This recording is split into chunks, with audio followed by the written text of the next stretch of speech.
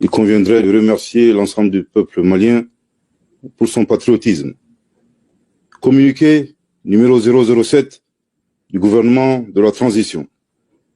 Le gouvernement de la République du Mali a appris avec stupéfaction les sanctions économiques et financières prises à l'encontre du Mali à l'issue des sommets extraordinaires de la Communauté économique des États de l'Afrique de l'Ouest, CEDEAO, et de l'Union économique et monétaire ouest-africaine, UEMOA, tenue le 9 janvier 2022 à Accra, en République du Ghana. Ces mesures contrastent avec les efforts fournis par le gouvernement et sa disponibilité au dialogue en vue de trouver un compromis avec la CEDEAO sur le chronogramme des élections au Mali.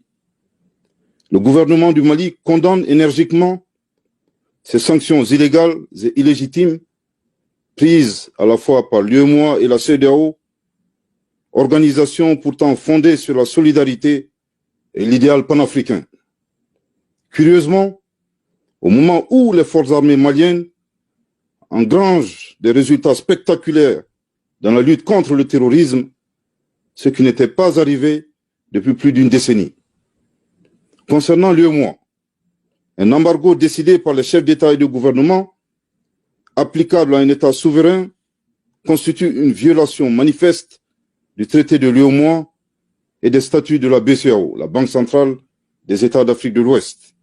En outre, le gel des avoirs d'un État, des entreprises publiques et parapubliques ne saurait être appliqué par la Banque centrale, qui reste un organe indépendant auquel chaque État membre a concédé son droit souverain d'émission.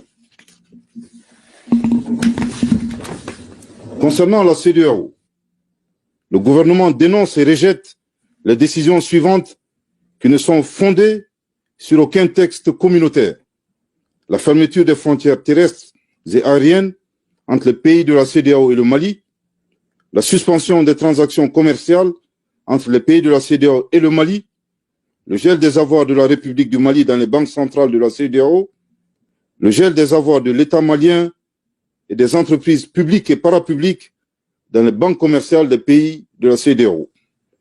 Le gouvernement du Mali regrette que des organisations sous-régionales ouest-africaines se fassent instrumentaliser par des puissances extra-régionales aux desseins inavoués. Dans les heures à venir, le gouvernement du Mali prendra toutes les mesures nécessaires en vue de riposter à ces sanctions malencontreuses. Le gouvernement du Mali déplore le caractère inhumain de ces mesures qui viennent affecter les populations déjà durement éprouvées par la crise sécuritaire et la crise sanitaire, notamment celle de la Covid-19.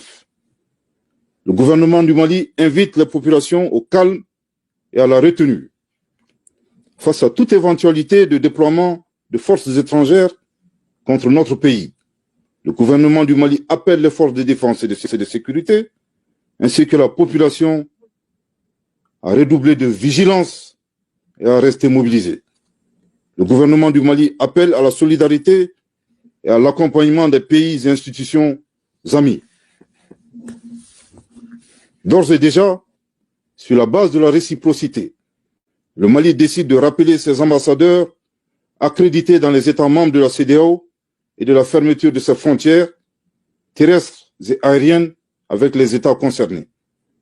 Le gouvernement du Mali tient à rassurer l'opinion nationale que des dispositions ont été prises pour assurer l'approvisionnement normal du pays par tous les moyens appropriés. Au regard des violations répétées des textes, principes et objectifs de ces organisations, le gouvernement du Mali tirera toutes les conséquences et se réserve le droit de réexaminer sa participation à ces entités. Bamako, le 9 janvier 2022. Merci de votre très aimable attention.